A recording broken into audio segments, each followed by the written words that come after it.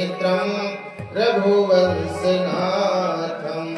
कारुणीरूपं करुणाकरन्तं श्रीरामचन्द्रं शरणं प्रपद्ये। नमामि निर्वाणरूपं व्यापकं ब्रह्म वेदस्वरूपं निजं निर्गुणं निर्विकल्पं निरीहं चिदाकाशमाकाशवासं भजेऽहं। जय जय श्री राधारमण, जय जय नवल किशोर, जय गोपी चित चोर प्रभु, जय जय माखन चोर। बोले गोविंद भगवान की जय। की आंखें जब देखे स्वामी तेरा ही अनूप रूप, मेरी आंखें जब देखे कान्हा तेरा ही अनूप रूप, और कोई रूप मेरी इन अखियों में आए ना स्वामी, और कोई रूप मेरी इन अखियों में आए ना। कान जब सुने स्वामी तेरी ही कथा को सुने, मेरी श्रवण जब सुने स्वामी बस तेरी ही कथा को सुने, और कोई शब्द मेरे श्रवण को सुहाए ना। बिजी हवा जब गाए स्वामी तेरे ही गुणों को गाए, मेरी रसना जब गाए स्वामी तेरे ही गुणों को गाए, और कोई गान मेरी जिह्वा पे आए ना। कि मन मधुकर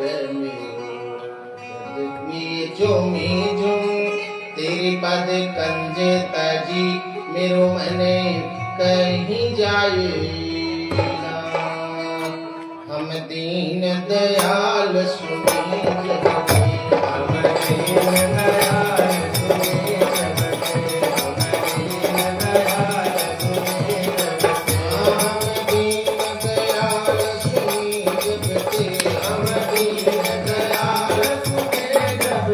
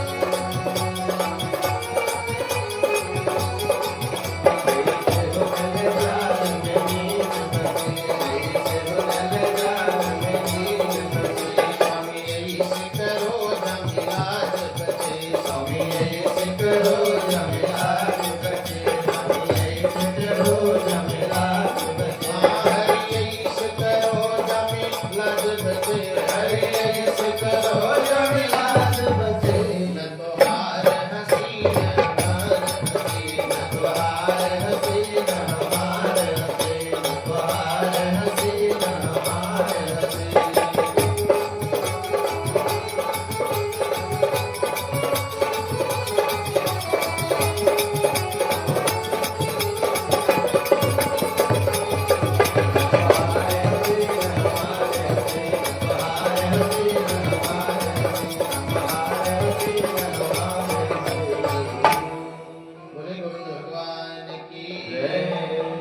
परमपिता परमात्मा स्वरूप आनंद के सिंह सुख के रस आध्यात्मिक तात्विक वेदांत के सार तत्व को अपने हृदय में सागर किए हुए सदगुरु भगवान स्वामी सरकार अमृतमयी कथा पान श्रवण हेतु दिव्य लोक से पधारी हुई समस्त दिव्यात्माएं दिव्य ज्योतिर्मय भगवत पीठ पर विराजमान अनंत बलवंत संत हनुमंतलाल जी महाराज भक्तों जिनकी कृपा प्रसाद से आज हम आप चतुर्थ पुष्प लेकर के गोविंद के चरणों को प्रणाम करने चल रहे हैं।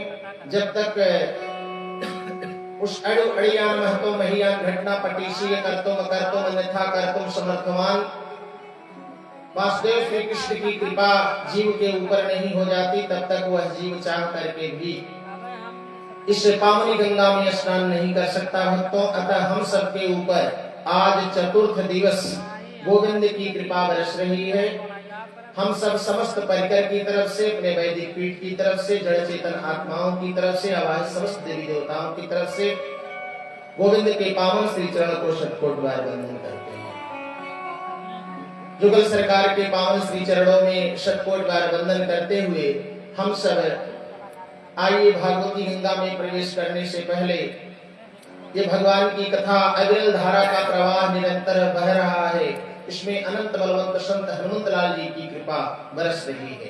जहाँ भगवान की कथा होती है चाहे वो श्री कन्हैया की कथा हो चाहे वो हमारे मर्यादा पुरुषोत्तम भगवान राम की कथा हो सबसे प्रथम श्रोता के रूप में अनंत बलवंत संत हनुमंतलाल जी का पावन पदार्पण होता है।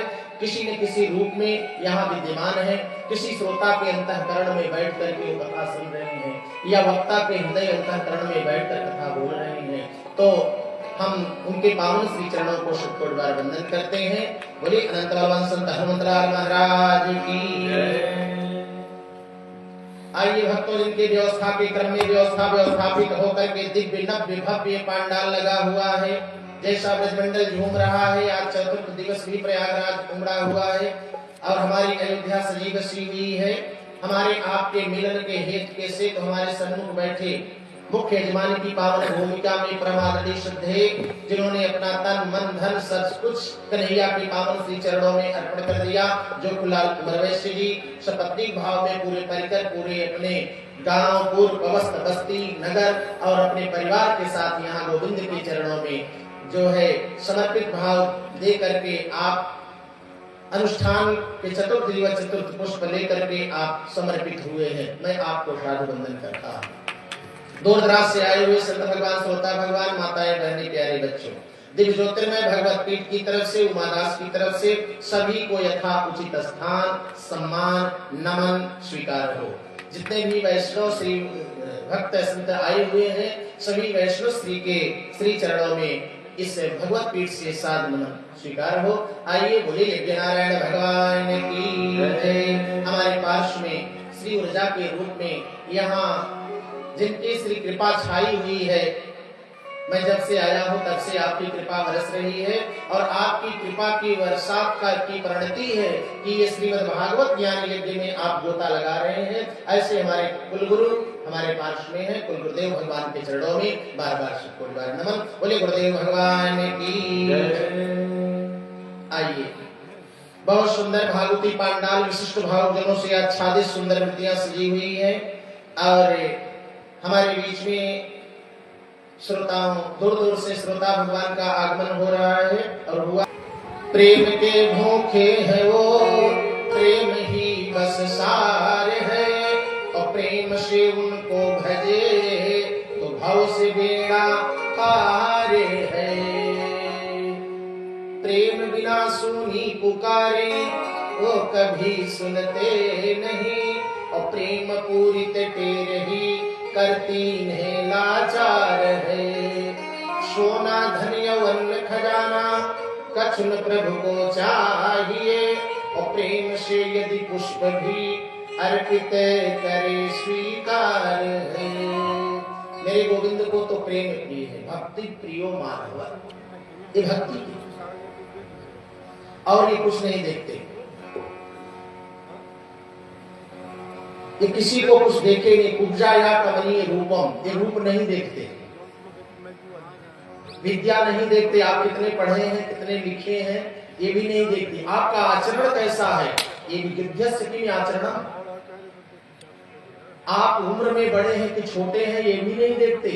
ध्रुवस्य किम वयो, ध्रुव कहां बहुत उम्र वाले थे, 6 महीने में गोविंद को खींच करके सामने कर दिया। ये किसके प्रिय है, ये भक्ति, बस हृदय में भक्ति की भावना उमड़ती रहे और गोविंद के लिए सदैव आंखों से अश्रुपात होता रहे, बाड़ी गदगद होती रहे।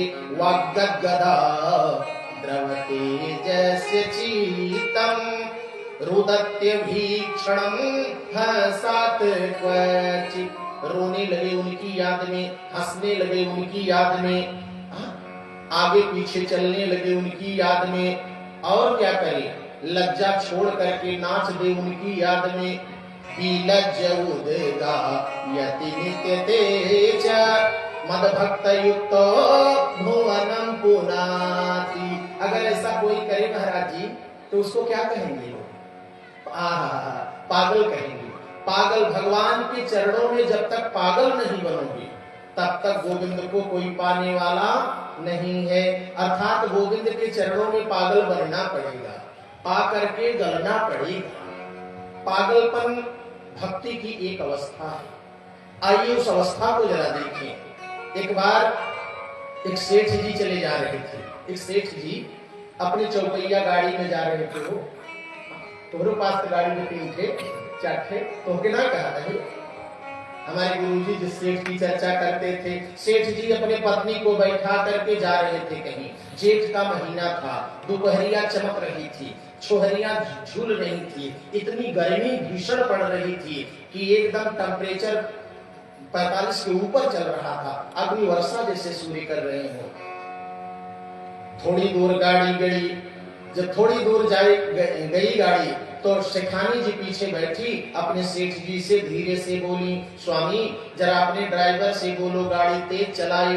बोले क्यों, ठीक ठाक तो चल रही है। कहा नहीं मुझे पसीना हो रहा है। तो सेठ जी ने ड्राइवर से बोला, ड्राइवर भैया गाड़ी तेज चलाओ। गाड़ी तेज चलने लगी, थोड़ी दूर गाड़ी फिर गई, फिर शेखानी जी अपने सेठ जी से बोली, अरे गाड़ी थोड़ा तेज चलवाइए।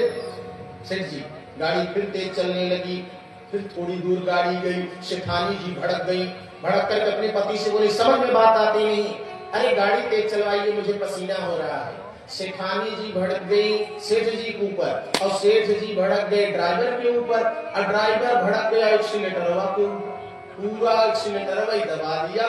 गाड़ी पूरी स्पीड में गई, लहराई, खड़ी हो गई। और जब खड़ी हो गई तो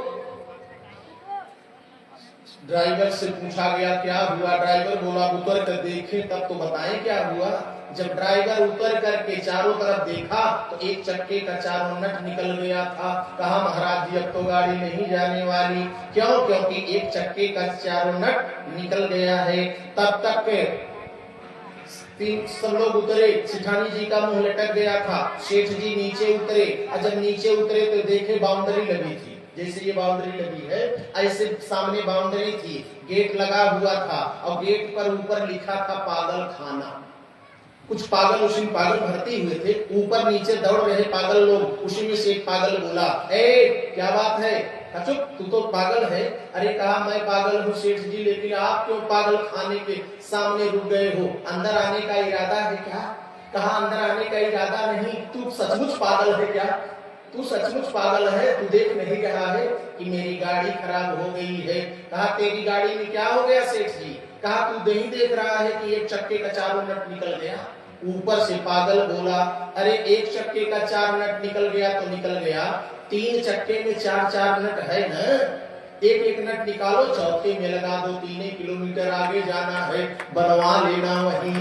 सेठ जी बोले, ये पागल भैया तुम इतनी ऊंची बात कैसे बोल दिए? कहा, खबरदार सेठ जी, मैं पागल जरूर हूँ लेकिन तेरी तरह मूर्ख नहीं हूँ। तो आइए, मूर्ख बनने की जरूरत नहीं है, भगवान के गोविंद के चरणों में पागल बन लिया जाए। अरे श्याम जी से, अरे राम जी से नहीं लगाई होरी पागल मोर मनवा, राम जी से नहीं लगाई होरी पागल मोर मनवा, राम जी से नहीं लगाई होरी पागल मोर मनवा, पागल मोर मनवा, पागल मोर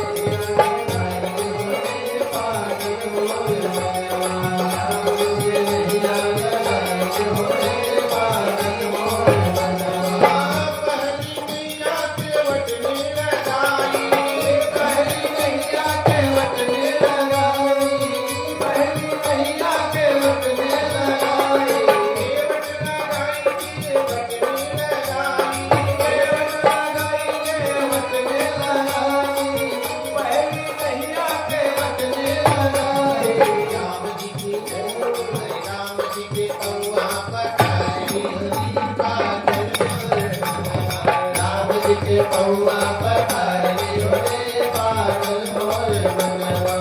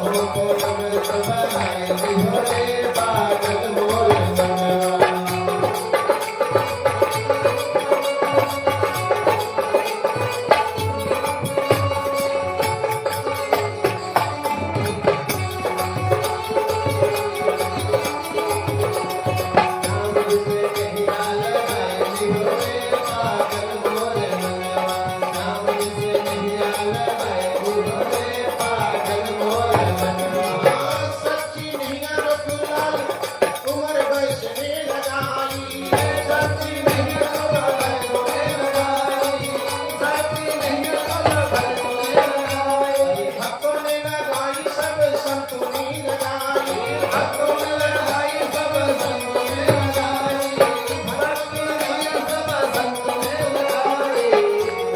भागवत की रचना कराई, पागल मोर मनवा। भागवत की रचना कराई, बोले पागल मोर मनवा। सबको भगवत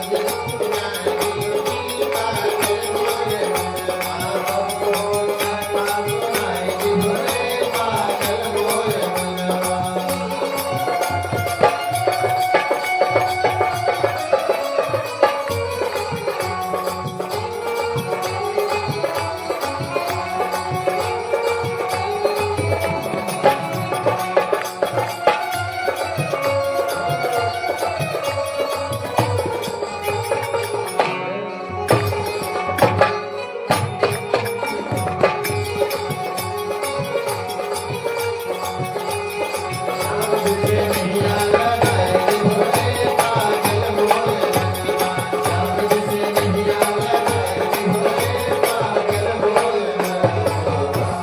भगवान की जय। गोविंद बोलो हरि गोपाल बोलो, गोविंद बोलो हरि गोपाल बोलो, गोविंद बोलो हरि गोपाल बोलो, गोविंद बोलो हरि गोपाल बोलो। गोविंद बोलो हरि गोपाल बोलो। राधा रमण हरि गोविंद बोलो, राधा रमण हरि गोविंद बोलो।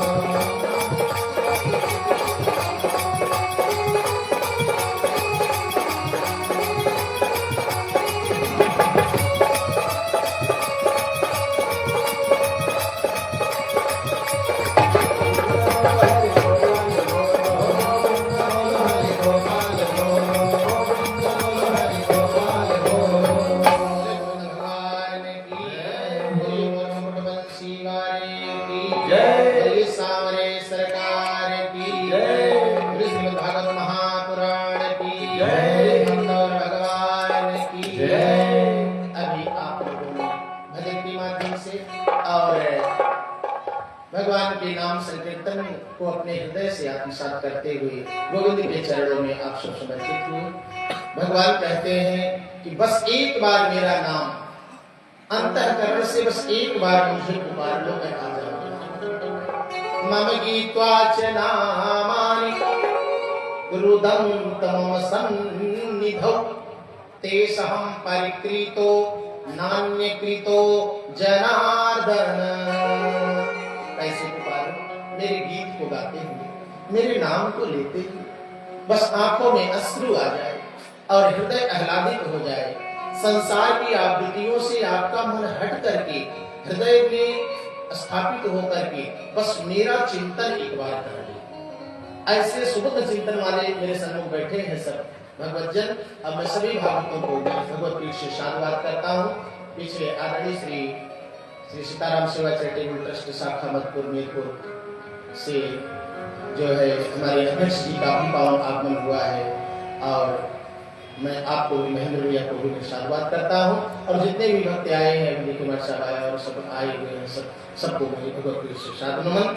आइए भगवान का नाम हम लोग ले रहे हैं तो भगवान का नाम कैसे लें? भगवान स्वयं कहते हैं कि थोड़ा सा मीटिंग कर बेटा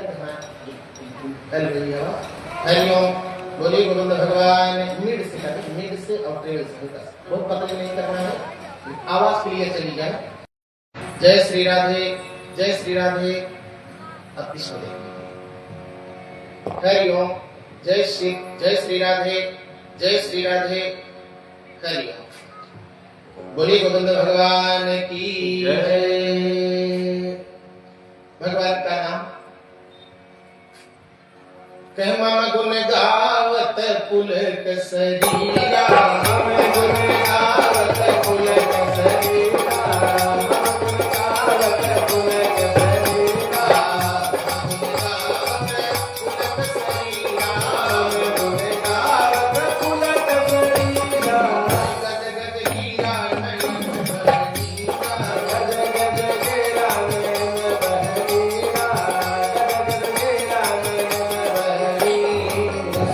बोले गोविंद भगवान की जय। ब्रह्मा बस अपने मन को तुम गोविंद के चरणों में लगा दो।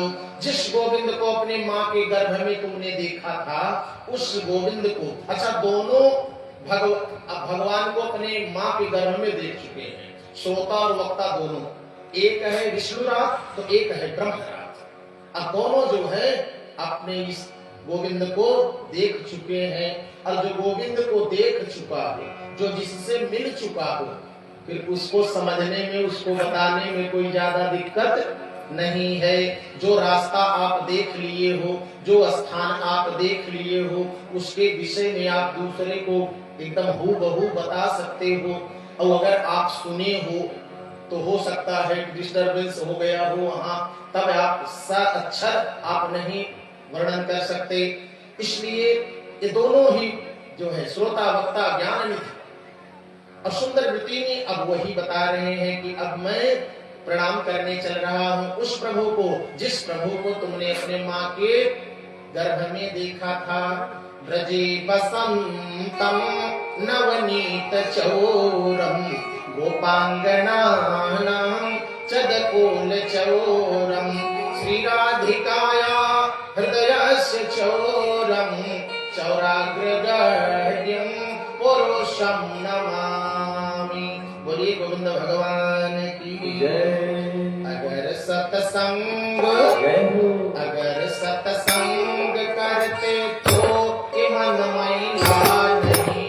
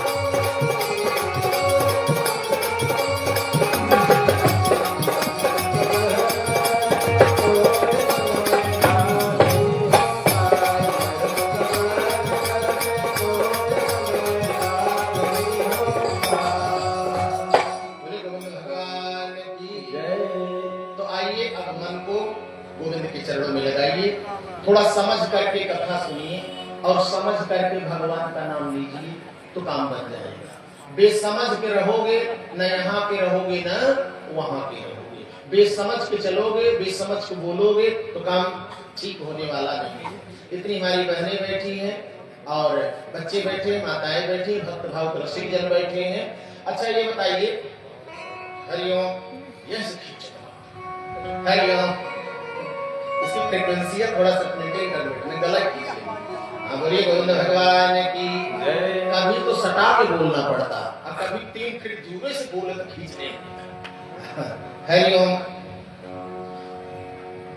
समझ करके, अच्छा किसी का नाम लेकर के पुकारो तो वो उसका रूप आ जाता है कि नहीं? काका काकी, नाना नानी, मामा मामी, चाचा चाची, जिसका नाम आप लो, गैया भैंसिया का नाम लो। हमारे आश्रम पर आइए तो वहां ये कामधेनु तब तक काली वाली बोल देगी। केवल नाम ले लीजिए, 4-5 खुद तो ऐसी गौ माता है, केवल नाम आप ले लीजिए वो आपको देखने लगेंगे। श्यामा, ये श्यामा दीदी, ऐसे कह दीजिए, बस इतना कहिए, तुरंत लख देंगी। तो यहाँ तक कि कुत्ते और बिल्ली का अगर कोई नाम रखे हो आप, अगर बुलाओ तो वो भी बुलाने से चले आते हैं, है ना? और रूप भी आ जाता है। और हम लोग 4 दिन से राधे श्याम सीताराम बुला रहे हैं तो उनकी छवि आ रही है कि नहीं? हाँ महाराज आ रही है हृदय में। कतब टीविया वाले भगवान तो नहीं आ रहे हैं, ये टीवी वाले जो है ना, ये नकली भगवान है, उनसे काम चलने वाला नहीं है। इसलिए थोड़ा समझ करके, एक बार हमारे गुरुजी कह रहे थे कि एक गांव में नई बहू आ रही थी, बिल्कुल नई बहू आई गांव में। और जब नई बहू आई तो सासू लोग जो होती हैं वो नई बहू से काम नहीं करवाती। 2-3 बार ऐसे आता है, आती जाती बहुएं रहती हैं, तो बहू जा करके अच्छा किस लिए काम नहीं करवाती? बहू जब जाएगी अपने मायके तो सब लोग पूछेंगे बिटिया तुम्हारी सासू कैसी है। किसी को नहीं पूछा जाएगा लेकिन सासू को जरूर पूछा जाएगा। तब बिटिया कहेगी अरे चाची जी हमारी सासू हमारी सासू तो सोने की है। सोने की अच्छा पता नहीं 2-3 बार के बाद सासू से पता नहीं क्या हो जाता है कि ऐसा लगता है कि सासू सांस खींच लेगी बहू की। तो कुछ तो ऐसे भी होता है। सासू जो है वो थोड़ा सा दूसरे मूड की थी।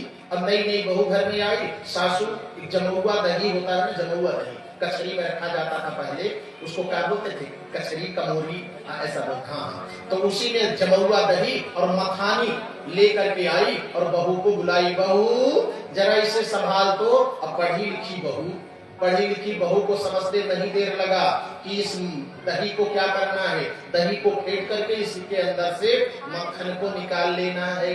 और आजकल की बहुओं को मक्खन निकालना कम आता है। अब वो बैठ गई, थोड़ा यूट्यूब पर देखी, फेसबुक पर देखी, किसी से पूछी ताछी और उसको लगी फेंटने। फेंटते गर्म पानी डाली, फिटकरी पानी डाली, चूने का पानी डाली, पता नहीं क्या क्या डाली उसमें जो भाई गूगल पर बताया गया वो सब डाल करके अच्छा किसी तरह से थोड़ा सा मक्खन ऊपर आ गया। जैसे थोड़ा सा मक्खन आया पढ़ी लिखी बहू समझ गई कि मक्खन अगर बिखर जाएगा फिर कलेक्ट नहीं होगा, मैं अपनी सासू को बुला लूं। सासू अम्मा सासू बोली हाँ बिटिया हाँ बहू, अरे दौड़ के आओ देखो तो सही मक्खन आ गया। क्या बोली मक्खन, मारी एक तमाचा पागल कहेंगे क्या बोल रही है मक्खन। तब तक दूसरा लग गया। 2 दिन आए नहीं हुआ, सर पर बैठ करके बोल रही है जिसका नमवा लेकर चिल्ला रही है ये तेरे ससुर का नाम है मक्खन लाल। अम्मा समझी नहीं समझी खा। दूसरे दिन फिर जब फेंटने बैठी थोड़ा सा मक्खन आ गया, बहू चिल्लाई सासू अम्मा दौड़ के आ जाओ। अम्मा बोली हाँ बहू क्या बात है। कहा अम्मा दौड़ के आओ, ससुर जी ऊपर तैर रहे हैं। अच्छा अब तू समझ चुकी है। सासू बोली अब तू समझ चुकी है। तो उधर सासू समझ गई, वो बहू समझ गई थी, इधर आप लोग समझ गए हो। तो प्रेम से दोनों हाथ खोल करके भज गोविंद गोविंद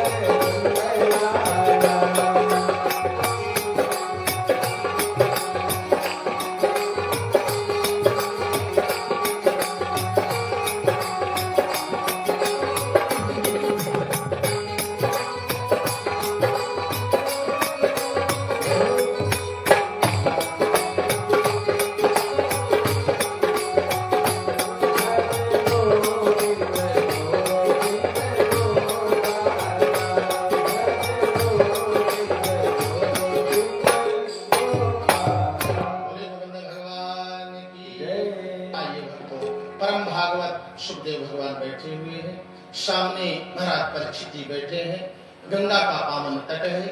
श्रीमद् भागवत का परम पावन श्री प्रवाह चल रहा है। आज चतुर्थ दिवस है। चतुर्थ दिवस की भागवती गंगा में परम भागवत सुखदेव भगवान परीक्षित जी को स्नान करवा रहे हैं और अपनी अमृतमयी वाणी से संसारामय भेखजम क्या दे रहे हैं। संसार के समस्त रोगों की दवाई दे रहे हैं। दवाई क्यों दे रहे हैं। आप कहेंगे इनको दवा की क्या जरूरत है। कहा रोग लग गया है। परीक्षित जी को छोटा सा एक रोग लग गया है। आप कहेंगे महाराज कौन सा रोग इनको लग गया है। कहा उस रोग की दवा ये खोज रहे हैं और सभी मनीषियों से महर्षियों से अमलात्मा विमलात्मा मुनीन्द्र योगेंद्र जोगी जति सन्यासियों से पूछ रहे हैं उस रोग की कोई दवा बता दो जो रोग मुझे लगा हुआ है। आदरणीय भैया भगवत पीठ पर देखिए प्रसाद अर्पण कर रहे हैं, अपने कर कमल को निर्मल कर रहे हैं। मैं भगवती गंगा की तरफ से आपको साधुवाद करता हूँ। पुष्पहार भगवान के पावन पीठ पर आप बोले गोविंद भगवान की जय।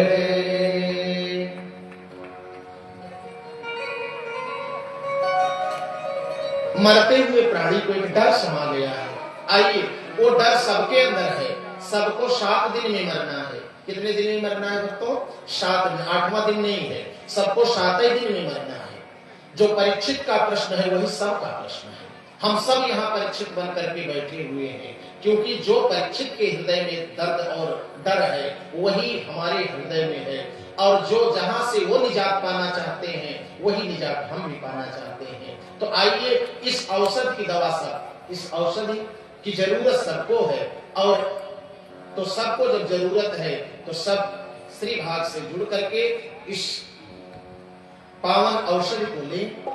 और यह ऐसी औषधि है, भगवान की कथा क्या है? कहा ये अमृत कथा है। संसार रामय भेखजम, संसार के समस्त रोगों की दवाई है। भक्ति का प्राण है, सुखकरम सुखकारी है। इसलिए धन्यास्ते पिबंत कृष्ण, सततम हरदम पी रहे हैं क्या कृष्ण नामामृतम। एक कन्हैया की कथा, ये गोविंद की कथा अमृत कथा है। तो अमृत कथा को थोड़ा संभाल करके आइए खूब पिया जाए। बोलिए गोविंद भगवान की जय। कल आप लोगों ने देखा कि सुंदर वृत्ति में चतुर्थ स्कंद तक की कथा कल मनु के रूप में, मन हमारा जो है मन और शिवरूपा की कथा को देख करके मन समझाते समझाते बुद्धि को कहां लेकर के पहुंच गया?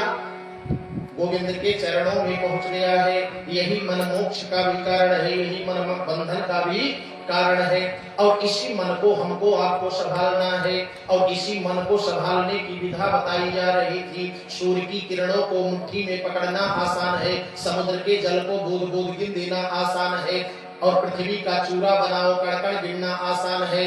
चंद्रमा से शीतलता भक्तों निकाल लेना आसान है, हवा को चद्दर में गट्ठर बना करके रख देना आसान है, लेकिन मन की चंचल वृत्ति को रोक पाना आसान नहीं है। और इसी चंचल वृत्ति को जो रोक लिया वही परम भागवत है। बोलिए परम भागवत भगवान की। कहते महाराज जी, हमसे तो बड़ा दोष हो गया, हमसे तो जीवन में बड़ा पाप हो गया, अब हमको गोविंद कैसे अपनाएंगे? अपने गोविंद ऐसे नहीं है भक्तों। जीवन में चाहे जितना पाप हो गया हो, उस सब पापों को भगवान एक तरफ कर देते हैं, और शरण में चले जाओ तो स्वीकार कर लेते हैं। लेकिन शरण में जाओ कैसे? एक छोटी सी कथा आपको बताता हूँ। एक बार भक्तों, एक जंगल में एक शिकारी रहता था। शिकारी जो है, शिकारी के पास एक पत्नी और 2 बच्चे थे। शिकारी जंगल में शिकार करके ले आता था तो पत्नी बाजार में ले जा करके उसको बेचती थी, और बेच करके जो है उससे कुछ भोजन पदार्थ लेकर के अपने बच्चों का लालन पालन किया करती थी। लेकिन आज 3 दिन हो गया, शिकारी जंगल में जाता है लेकिन शिकार नहीं पाता है, खाली हाथ लौट आता है। पत्नी रुदन कर रही है। आज शिकारी जब जंगल से लौटा तो पत्नी को देखा तो पत्नी रो रही थी। रोती हुई पत्नी को देख करके शिकारी ने कहा, देवी मुझसे कोई भूल हो गई, मैंने तुमको, मेरे लिए तुमने अपनी माता के पिता को छोड़ा, बंधु बांधव इष्ट मित्र पूर्व वस्त्र बत्ती ग्राम नगर कुल खानदान यहाँ तक कि गोत्र का भी त्याग करके तुम मुझे वर्ण किया, तो बताओ मुझसे क्या चूक हो गई? कहा स्वामी, आप रोज जंगल जाते हो शिकार के लिए और शिकार नहीं ले आते हो, खाली हाथ चले आते हो, खाली हाथ आते हो। छोटे छोटे मेरे 2 बच्चे भूख से तड़प रहे हैं, तो मैं कैसे जीवित रहूंगी? मेरे बच्चे जब नहीं रहेंगे तो मुझे कष्ट हो रहा है, क्या करूं? मैं तो जाता हूं जंगल में, जैसे ही शिकार के सामने धनुष बाण लेकर के चलता हूं, साधता हूं निशाना, वो मेरे सामने से निकल जाता है। तब पत्नी ने कहा कि आज मेरी बात मान करके एक काम करो स्वामी, आप ये दादा की श्रृंगी बेल ले जाओ, आज जंगल में बजाना, और जब ये श्रृंगी बेल बजेगी तो हिरन जरूर तुम्हारे पास आ जाएगा। आज पत्नी की बात मान करके शिकारी जो है श्रृंगी बेल का मतलब वही हिरन की सींग की बेल बनती है, हिरन की सींग की बेल, और वो श्रृंगी बेल जब बजती है, हिरन चाहे जहां रहे उसके प्रेम में फंस जाएगा, और श्रृंगी बेल लेकर के शिकारी जो है जंगल में पहुंचा, एक पीपल के वृक्ष के नीचे बैठ करके और उसी श्रृंगी बेल को नाद करने लगा। अरे उत्तम कानन पाई भयो, उत्तम कानन पाई भयो, उत्तम कानन पाई भयो, उत्तम कानन पाई भयो, उत्तम कानन पाई भयो विधि।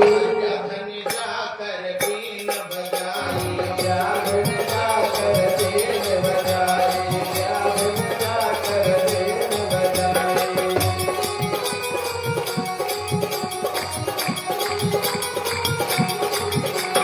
व्याधन जाकर देन बजाए, व्याधन जाकर देन बजाए। जैसे कभी की बेल बजी जंगल में और बेल की आवाज जंगल में गूंजने लगी। एक हिरन के कान में जब आवाज पड़ी तो हिरन ने अपने सारे भाव को छोड़ दिया। अरे प्रेम में नेमक भूल गयो, हे मनीष को भूल गयो, हे मनीष को भूल गयो, प्रेम में नेमक भूल गयो। हे मनीष को भूल गयो। अरे तान सुनो जब कान लगाई, कान सुनो जब कान लगाए, कान सुनो जब कान लगाए।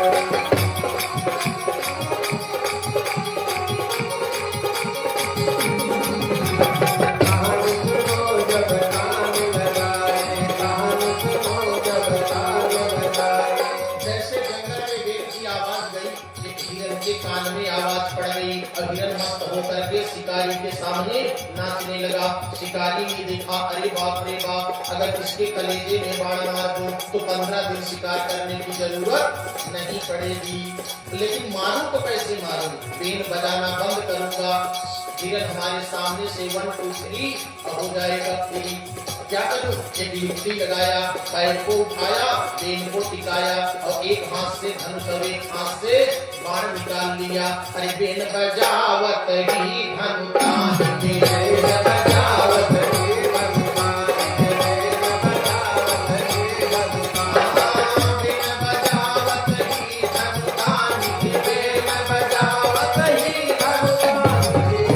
मार दियो उरलच लगाई, मार दियो लच लगाए, मार दियो लच लगाए। मार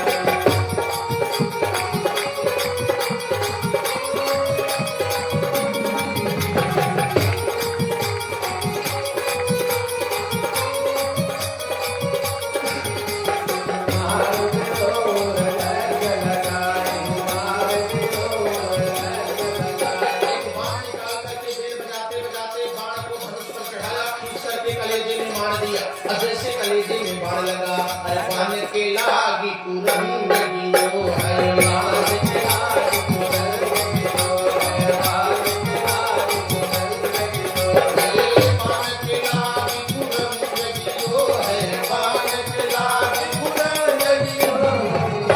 अरे व्याध से वीर बचन प्रगटाए, व्याध सुनील बचन प्रगटाए, व्याध सुनील बचन प्रगटाए।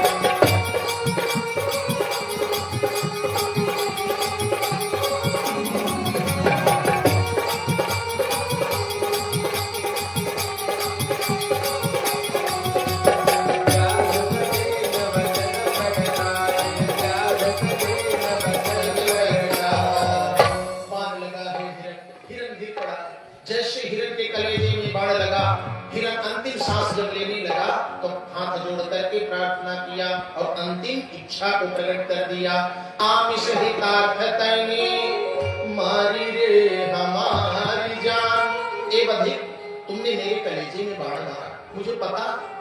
तुमने मेरे कलेजे में क्यों बाण मारा, मुझे पता। तुम मेरी मांस को चाहता है, ई मांस के खातिर तैने मारी रे हमारी जान। तो मांस बन चारी परिवार को खिलाई दे। ले जा हे बधिक, मेरी मांस को अपने परिवार में खिलाई दे। मांस बन चारी परिवार को खिलाई दे। मेरे श्री श्रृंग को श्रृंगनाद करते ने। मेरे सर से मेरी सींग को निकाल ले जा, एक दूसरी बेल बना ले। मेरे सिर श्रृंग को श्रृंगनाद करते ने, और तन चर्म काढ़ी किसी ब्रह्मचारी को गहाई दे। मेरे चमड़े को ले जा किसी ब्रह्मचारी को दान कर दे, लेकिन करबद्ध प्रार्थना ऐ दास मित्र मेरी, तत्क्षण तू मेरी एक आस पुराई दे। मरते समय हिरण्य की आंखों में आंसू आए। हिरण्य ने कहा कि मैं मर रहा हूं, हे मित्र मेरी एक अंतिम इच्छा है, क्या तुम पूरी कर पाओगे? तो उसका भी हृदय परिवर्तित हो गया शिकारी का। शिकारी ने कहा चल तू तो मर रहा है, बता तेरी अंतिम इच्छा क्या है? कहा जौने बेने खातिर तैने मारी रे हमारी जान, जिस बेन करके बजा करके तू मुझे पागल कर दिया, जिस बेन की आवाज सुन करके मैं अपने बीवी बच्चों को भूल गया, जिस बेन की आवाज सुन करके मेरी रोमावलियां पुलकित हो गई, जिस बेन की आवाज सुन करके मेरे हृदय में प्रेम का आह्लादन हो गया, जिस बेन की आवाज सुन करके मेरा मन सांसारिक वृत्तियों से हट करके आत्मा की आवृत्ति में बैठ करके तेरे नाद को सुनने लगा, जिस बेन की आवाज सुन करके मैं तेरे कराल बाण को अपने हृदय में ले लिया, बस अंतिम समय वही एक बार बेन फिर से बजा दे, मैं उसी बेन की आवाज सुन करके मरना चाहता हूं। जौने बेन खातिर तैने मारी रे हमारी जान, अरे मरतों की बेर एक बार फिर बजाई दे, मरतों की बेर एक बार फिर सुनाई दे, ऐसा कह कर मृगा मर गया है सुखद। इतना कह करके हृदय विदारक दर्द को जब उठा तो हिरण गिर करके प्राण को छोड़ दिया। ऐसा कह कर मृगा मर गया है सुखद, लेकिन शिकारी के झरझर बरसते नयन, और शिकारी के झरझर बरसते नयन, त्याग दी मांस खाना उसी रोज से। हृदय परिवर्तित हो गया। त्याग दी मांस खाना उसी रोज से, ढोल मंदिर में बजने लगे शान से, ढोल मंदिर में बजने लगे शान से, जब बजे ढोल होने लगे कीर्तन, जब बजे ढोल होने लगे कीर्तन, तो शिकारी के झरझर बरसते नयन, तो शिकारी के झरझर बरसते नयन। क्या किया? रो करके प्राश्चित और पश्चाताप के आंसू बहाने लगा। प्राश्चित किया और पश्चाताप के आंसू जब बहाया तो परम भागवत सुखदेव भगवान कहते हैं कि गोविंद का प्रण है कि मम गीत्वा च नामानि रुदं तमम सन्निधौ, तेषां परिकृतो नान्यकृतो जनार्दन। अरे रोते रोते ही एक दिन समाधि लगी, बैन प्रभु के किए प्रेम रस में पगी, क्यों बेकर तेरे पाप सब धुल गए, तू परम पद का गामी हुआ शान से, तू परम पद का गामी हुआ शान से। गोविंद भगवान आकर के उसको अपनी गोद में लेकर के कहा कि तेरा सारा पाप मिट गया है। कहा नहीं, मेरे अबोध, मेरे हाथों से एक बेजान की हत्या हो गई है स्वामी, मैं क्या करूं, मैं समझ नहीं पा रहा हूं। कहा किसकी हत्या हो गई?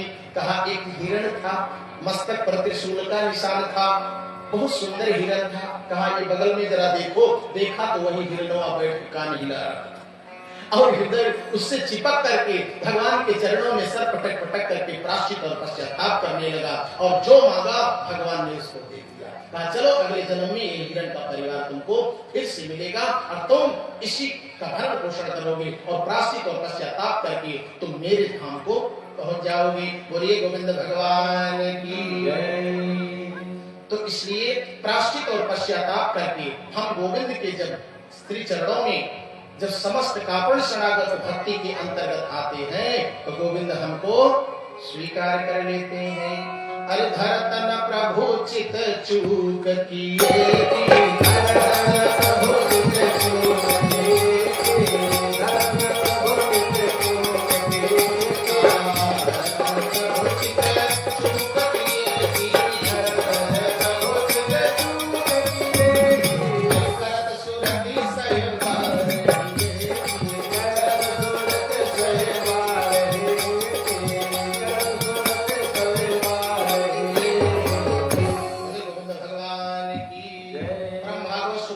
भगवान कह रहे हैं परीक्षित, कल मैंने तुमको नर की सृष्टिकर्ता की मैंने बात तुमको बताई। मैंने तुमको मनु महाराज के द्वारा मन कैसे शत रूपा 100 रूप बनाने वाली बुद्धि को कैसे गोविंद के चरणों में पहुंचा देता है। इस मन की मैंने हर एक गति को कल मैंने समझाया, और कैसे भगवान के चरणों में मन को ले जाया जाए ये मैंने कल आपको बताया। लेकिन हो सकता है शास्त्र की बात गहरी है, शास्त्र उलझा देता है, लेकिन जब संत मिलता है तो शास्त्र उलझाने का काम करता है और संत सुलझाने के काम में आते हैं। तो संत की वाणी सुनोगे तो जीवन का रहस्य सुलझ जाएगा, और शास्त्र में जाओगे तो हो सकता है कि उलझ जाए मामला। तो आइए, कल हम लोग देख रहे थे भगवान से कैसे मन को मिलाया जाए। तो कैसे मिलाया जाए, एक लाइन बोल रहा हूँ, भजन के माध्यम से आप लोग आनंद लीजिए, और तब आपको ले चलता हूँ फिर प्रियव्रत की कथा से आपको प्रारंभ करता हूँ। अरे यही विधि हो, भक्त बोल रहा है स्वामी कैसे मन को भगवान से मिलाया जाए। तो संत जी बोले, अरे यही विधि मन के लगावई, अरे यही विधि मन के लगावई, और मन के लगावई हरि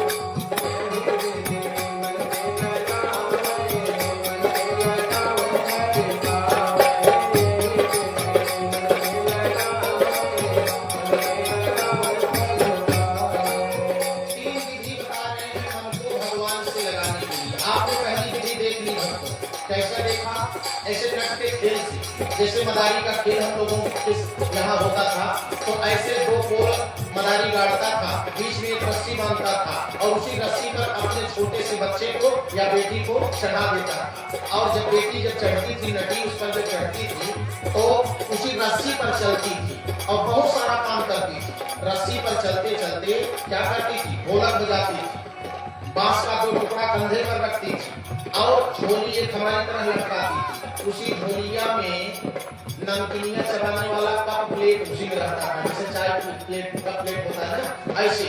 और उसी में से प्लेट निकालती थी, प्लेट को आकाश में फेंकती थी, प्लेट नाचते नाचते टक टिक्का कप प्लेट और लास्ट में गजब काम करती थी। पैर के अंगूठे में चम्मच फंसाती थी और चम्मच को फेंकती थी। चम्मच नाचते नाचते छठवें कप में आकर के गिर जाता था। न तो ढोल की ताल टूटती थी, न कंधे पर से बांस गिरता था और न तो कप और प्लेट खसकता था और छठवें कप में उसका चम्मच जा करके चला जाता था। इस विधा को संत ने पकड़ लिया कि एक साथ इतने सारे काम हो रहा है, लेकिन तंद्रा उसकी टूट नहीं। उसकी सूरत कहाँ है?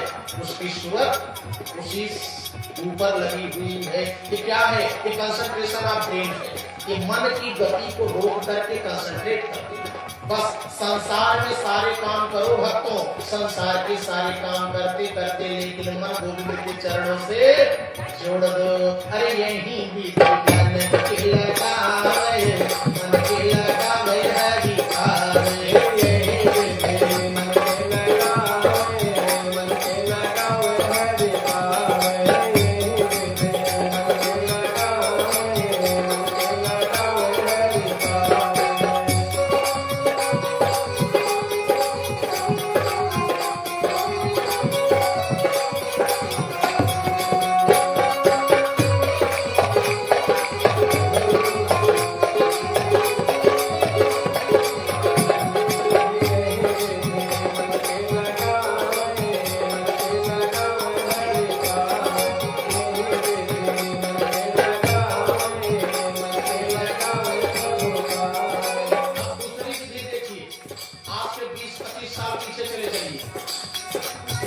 यजमान भैया, आपके 25 साल पीछे चलिए, जब कुएं से पानी पिया जाता था। कुएं से जब पानी हम लोग पीते थे तो पनघट पर हमारी बहनें जाती थी, हमारी माताएं जाती थी और तब गगरा चलता था, गगरी। गागर पर गागर, गागर पर गागर ऐसे ऊपर 3-4 फुलकती थी। एक गागर ऐसे फंसाती थी, एक गागर इधर से फंसाती थी। अपने सखियों के साथ बातचीत भी करती थी, लेकिन कोई गागर खसकती नहीं थी। उनका मन कहाँ रहता था? बातचीत सखियों से, हर बात संसार से, लेकिन मन गागर पर रहता था। जैसे कामिनी भरे खूब जल कर छोड़े बतलावे,